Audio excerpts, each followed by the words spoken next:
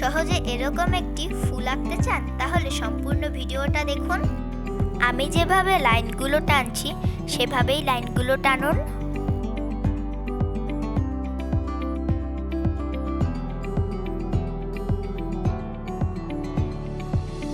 হয়েছে, লাভের মাথার উপরের অংশটি এঁকে দিতে হবে।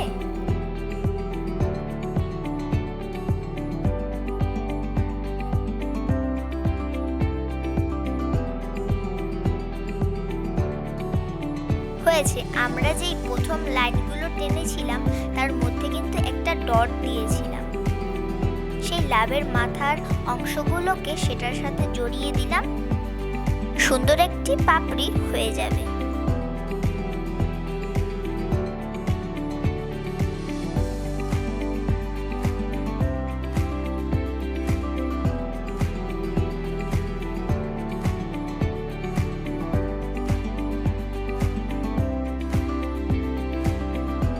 পাপড়িগুলো আঁকা হয়ে গেলে ওগুলোর মাথার হালকা হালকা করে কালার করে দিতে হবে এবং নিচের দিকেও হালকা হালকা করে কালার দিতে হবে।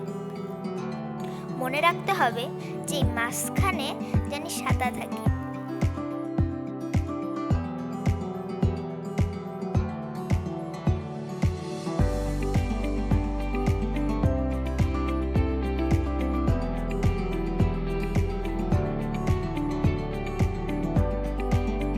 এভাবেই সবগুলো পাপড়ির কালার করে দিতে হবে, তাহলে পাপড়ির যেই কালারটা আসবে সেটা কিন্তু অনেক সুন্দর হবে।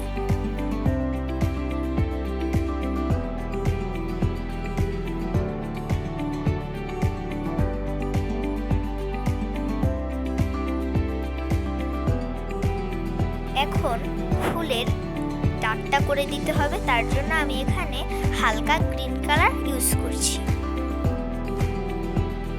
ডাঁটটাকে আমি হালকা একটু বেঁকা করে দেব, জানি হালকা হালকা সুন্দর দেখায়। তারপর ছোট্ট একটা পাতা করে দিতে হবে। পাতা আঁকা হয়ে গেলে আমাদের ফুলটাও আঁকা হয়ে গিয়েছে। কি অনেক সহজ না? যাই হোক, কেমন হয়েছে অবশ্যই জানাবেন।